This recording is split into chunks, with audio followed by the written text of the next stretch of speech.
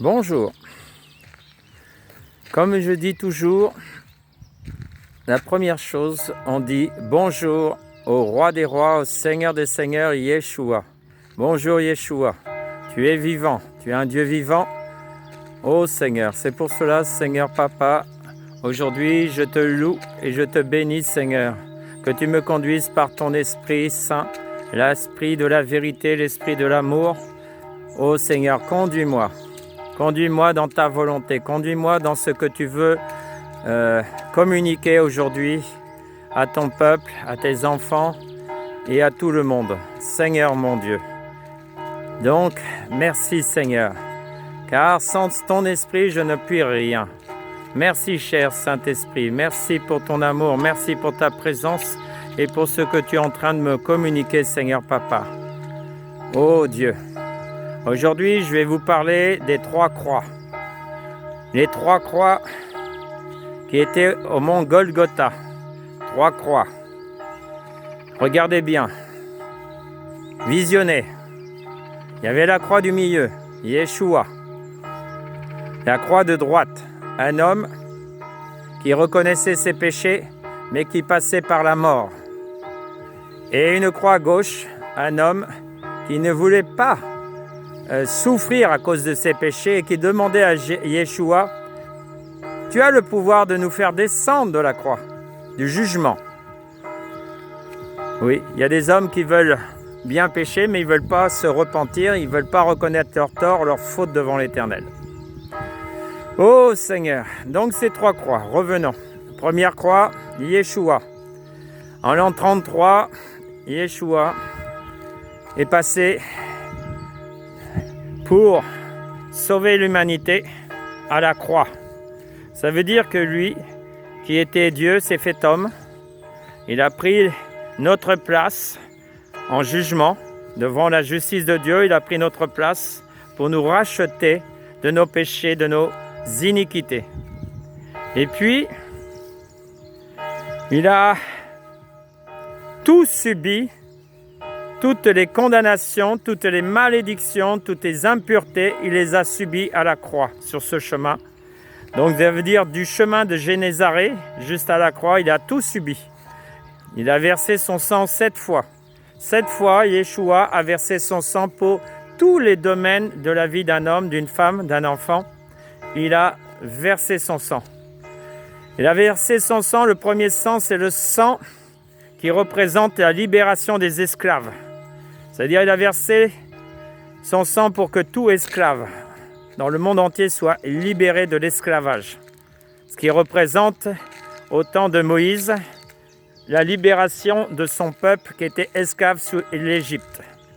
Le deuxième sang qu'il a versé, c'était à cause des blessures de cœur. Vous savez, il y a des gens qui sont blessés dans leur cœur, brisés dans leur cœur parce qu'on leur a fait du mal. Donc, il a versé son sang pour racheter toute souffrance de cœur, et pour apporter la consolation dans les cœurs. Puis, il a versé aussi son sang pour l'âme, pour toutes les blessures de l'âme, afin que les hommes retrouvent leurs âmes restaurées, parce que Jésus a payé le prix pour que les âmes soient restaurées. Puis, il a encore versé son sang. Oh Jésus, combien tu nous as aimés. Il a versé son sang quand on l'a mis sur un poteau et puis on a frappé Jésus. Il a frappé le dos de Jésus, le corps de Jésus. Pourquoi on a frappé? Pour libérer toute maladie qu'il y a dans le corps physique de l'homme.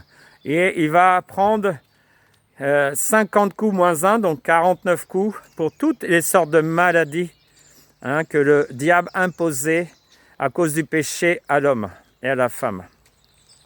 Puis, il va prendre aussi la couronne d'épines qui représente toutes les malédictions des hommes et des femmes. Il va mettre ça sur sa tête.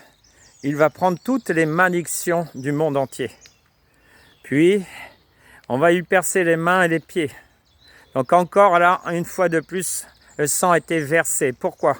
Pour libérer les captifs, ceux qui étaient enchaînés, ceux qui avaient des liens, toutes sortes de liens, toutes sortes de chaînes, ceux qui étaient emprisonnés dans des prisons ténébreuses. C'est-à-dire, je ne parle pas que des prisons physiques, mais des prisons aussi spirituelles, où les gens sont enfermés et qui ne peuvent plus rien faire de leur vie parce qu'ils sont enchaînés.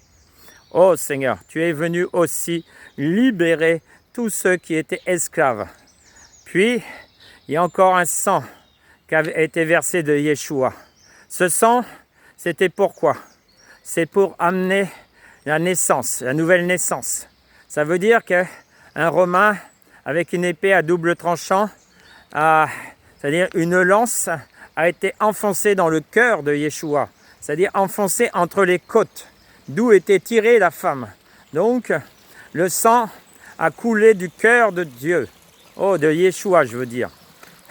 Et pourquoi faire? On dit que à ce moment-là, de l'eau et du sang ont coulé. Ça veut dire symbole du sacrifice de Jésus-Christ et de l'Évangile. L'Évangile qui est allé amener le salut sur l'humanité entière. Oui, ce jour-là, ça faisait naître l'Église, l'épouse de Christ. L'Église, l'épouse de Christ, est née quand on a percé entre les côtes et qu'on a touché au cœur de Yeshua l'eau et le sang qui sont sortis. Oh Seigneur, merci. Combien tu as souffert, combien tu as enduré le sacrifice pour que nous soyons totalement libérés, dans toutes les dimensions, c'est-à-dire dans l'esprit, dans l'âme et dans le corps. Voilà pourquoi Jésus a subi toute la condamnation, la malédiction, l'impureté pour vous libérer une fois pour tout de tout. Pour celui qui va se repentir, bien sûr. Donc ça, c'est ce salut de la croix qui était central. C'est aussi pour ceux qui vont être de cette génération, qu'ils suivront par la repentance, parce qu'ils vont demander aussi à Yeshua, l'agneau de Dieu qui ôte le péché. Donc, voyez, pas que simplement de se repentir, mais aussi examiner nos vies, quand le Saint-Esprit nous convainc de péché, de jugement et de la justice, de comprendre que quand il vous convainc, c'est pour demander à Yeshua, que l'agneau de Dieu, de ôter vos péchés, c'est-à-dire la sanctification de vos vies. Oh Seigneur, je reconnais, j'ai un péché, je te demande pardon. Ça c'est bien, mais maintenant je demande au Seigneur de ôter ce péché de ma vie. Ça c'est mieux. Donc ceux qui vont faire ça, ça veut dire la Vierge sage, qui vont ôter les péchés de leur vie. Qu'est-ce qui va se passer? Jésus, qui dit, tout ce que vous demanderez au Père en mon nom, au nom de Yeshua, je le ferai.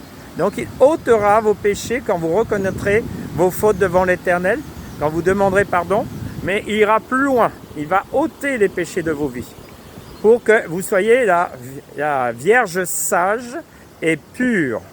Voyez? Pour avoir part à quoi? À l'enlèvement. Oh, le beau cadeau que le Seigneur vous fait là. Vous ne connaîtrez pas la mort. En un instant, vous serez transportés dans le 3e ciel, dans les noces de l'agneau, pour festoyer dans la joie, dans le ciel, où il n'y a plus de souffrance, où il n'y a plus de condamnation, où les gens sont unis, où les gens s'aiment de l'amour du Christ. Oh là là, je vous dis une chose, moi-même, j'ai connu, Dieu m'a permis de vivre ce qu'on appelle la téléportation. Corps, âme, esprit, en un instant, j'étais dans une pièce et je me suis retrouvé dans une autre pièce. Donc je peux vous dire que c'est vrai que ça se fait en un instant, en une fraction de seconde. Et vous posez la question, quand vous vivez ça, mais qu'est-ce qui s'est passé? Qu'est-ce qui s'est passé? J'étais là-bas et je suis là. Donc je peux vous dire, c'est la vérité. Vous comprenez? Dieu ne ment pas dans sa parole. Donc il a permis à Jean de vivre cela pour vous rendre témoignage que cela est vrai. Donc ça, c'est la première des croix. C'est la meilleure des croix. Est-ce qu'il n'y a plus de condamnation pour ceux qui marchent en Christ? Marcher en Christ, c'est ne pas avoir simplement le Saint-Esprit. C'est pas simplement avoir le Saint-Esprit, mais c'est obéir au Saint-Esprit.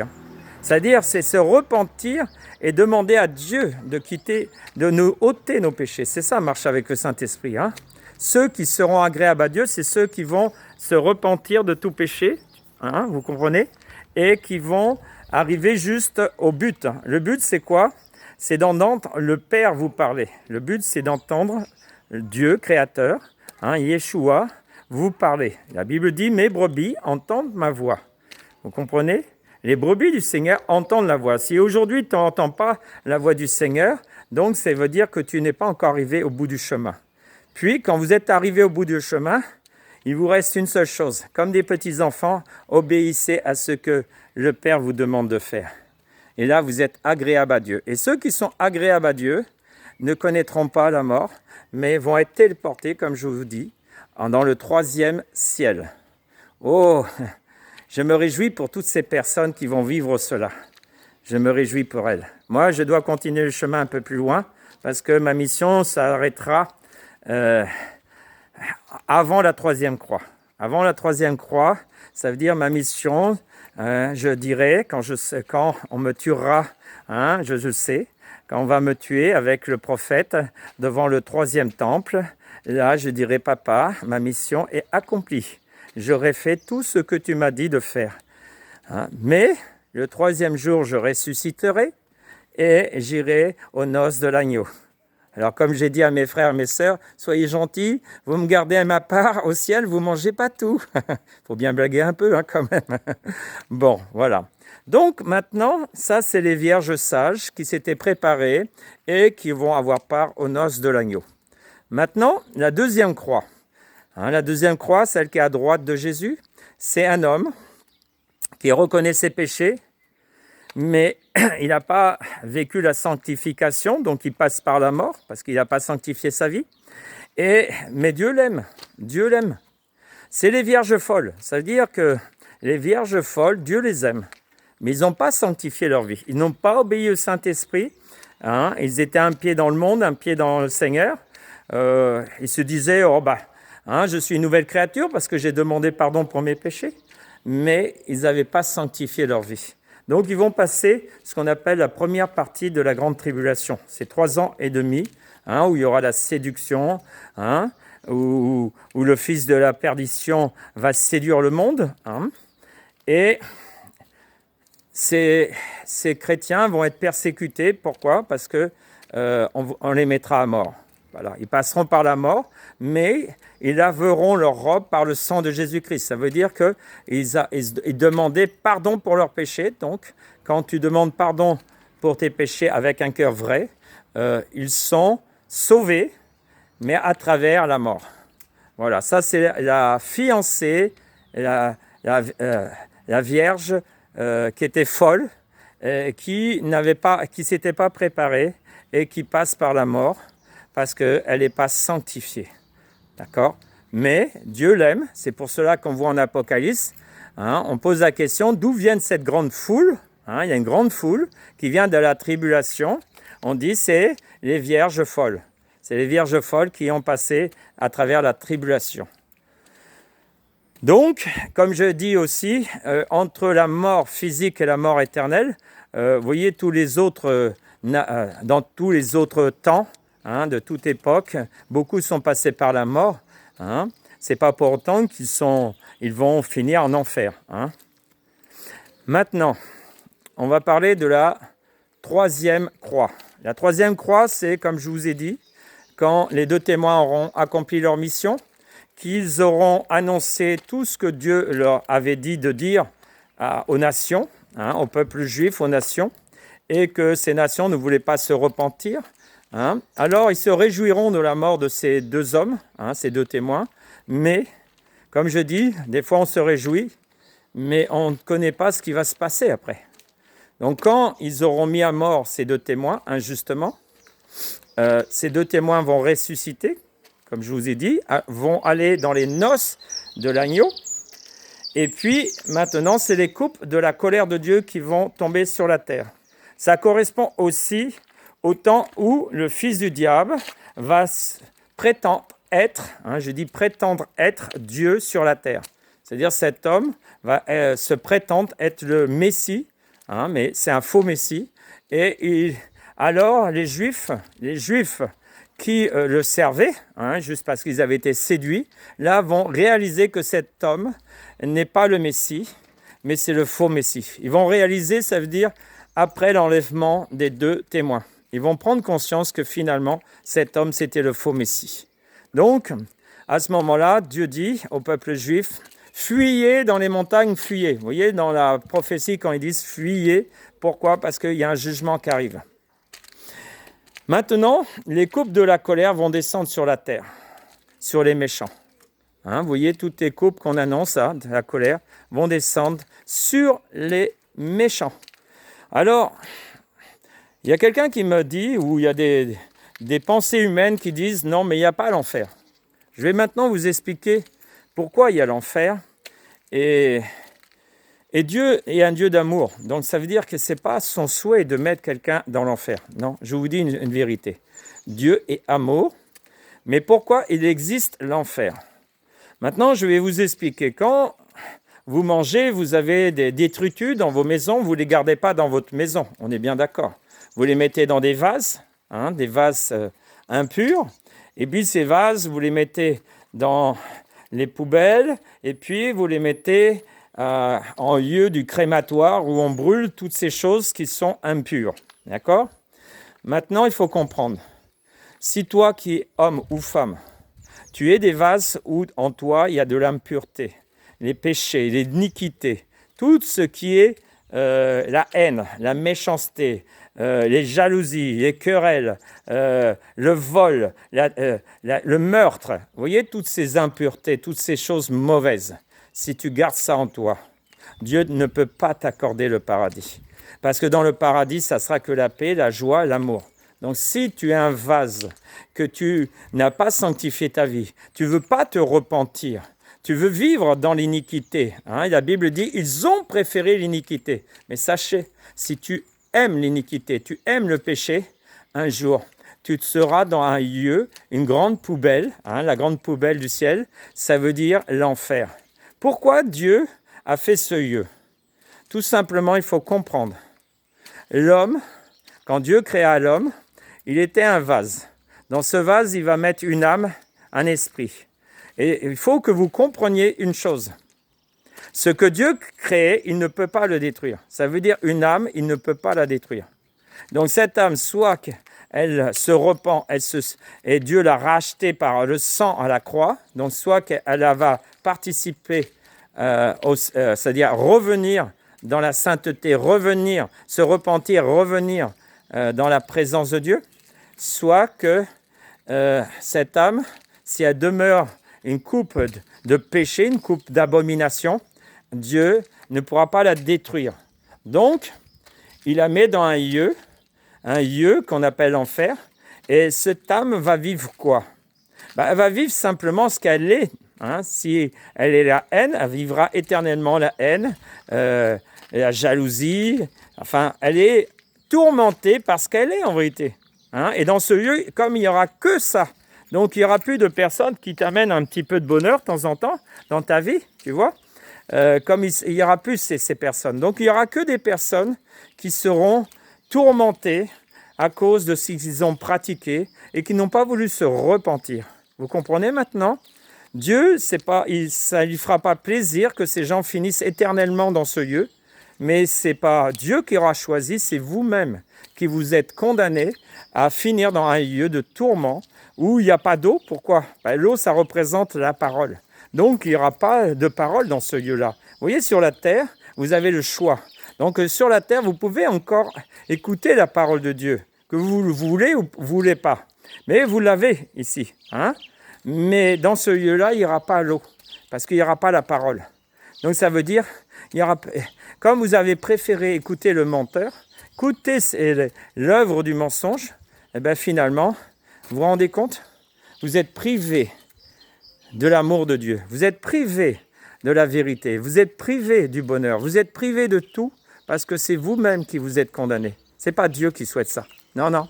Dieu aura tout fait pour vous éclairer, tout fait pour vous sauver. Mais vous avez refusé l'amour de Dieu. Il y en a qui ont refusé l'amour de Dieu.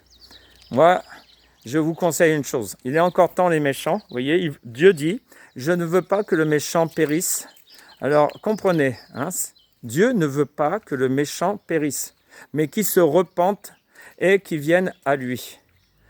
Donc, il n'est jamais trop tard. Hein. Vous pouvez avoir vécu une vie dissolue, une vie de méchanceté, une vie de sorcellerie, une vie d'impureté. Vous voyez, il y en a qui ont fait même des pactes avec le diable, hein, des pactes de sang, des sacrifices. Hein. Mais encore là, il est encore temps. Tant que vous vivez sur la terre, tant que vous n'êtes pas décédé, vous avez encore le temps de faire demi-tour. Vous avez encore le temps d'accepter la grâce de Dieu. Hein? La Bible dit où le péché a abondé, la grâce a surabondé. Comprenez? Est-ce que vous comprenez? C'est que vous avez toujours, tant que vous êtes vivant, vous avez toujours le moyen de faire demi-tour et de revenir à ce papa d'amour. Voilà qui sont les 3 croix. Il y a encore peut-être sûrement d'autres choses à dire, mais aujourd'hui, voilà ce que je vous communique des 3 croix. Première croix, un salut total. Hein? Vous ne connaîtrez pas la mort, vous serez téléporté. Le deuxième, vous êtes sauvé, mais à travers la mort, parce que vous n'avez pas obéi au Saint-Esprit pour vous sanctifier.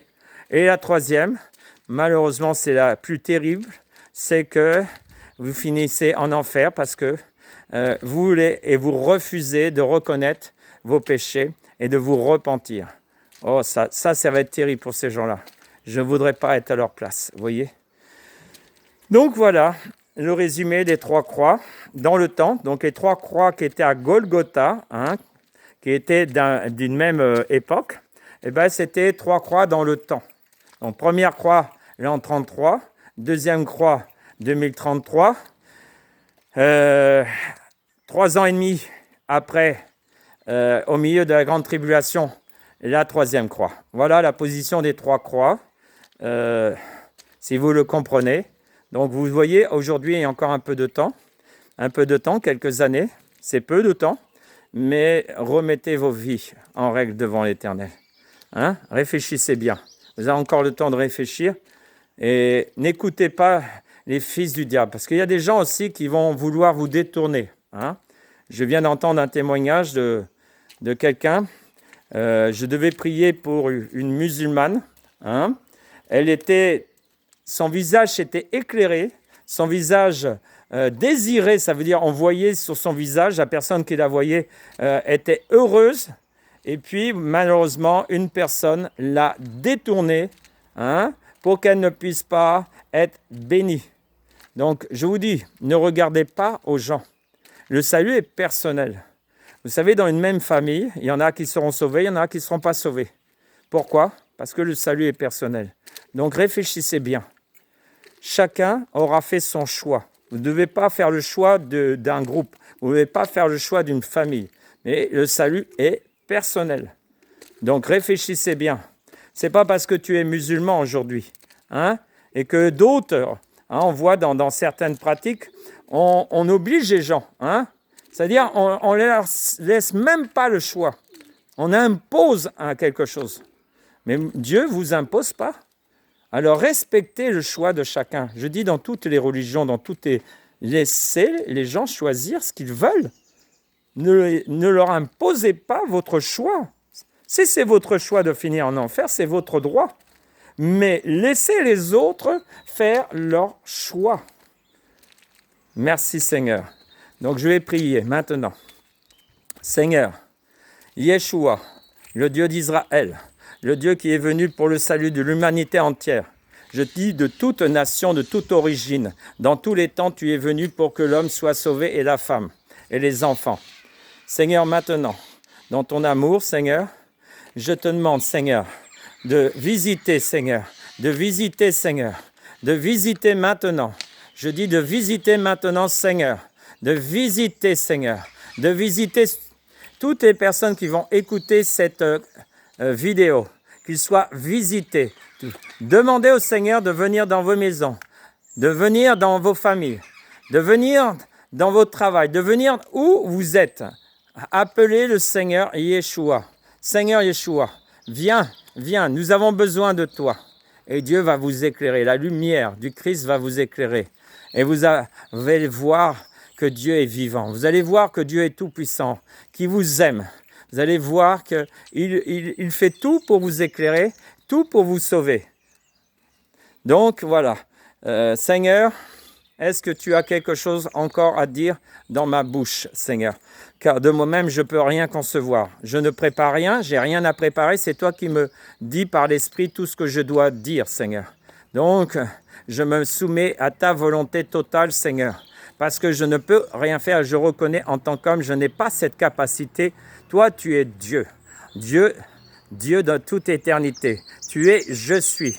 Hier, aujourd'hui, éternellement, tu peux voir tout, gérer tout en une fraction de seconde. Tu as cette capacité, mais Jean ne l'a pas. Mais toi, tu as cette capacité de répondre à tous les besoins. Il connaît le nombre des cheveux de chaque personne, imaginez. Il connaît chaque oiseau, il connaît chaque poisson, il connaît tout ce qu'il a créé, il voit tout et il gère tout. Lui a une telle capacité que vous ne pouvez même pas imaginer. Quand je prends conscience de ça, je dis « Waouh, c'est gigantesque la puissance de Dieu ».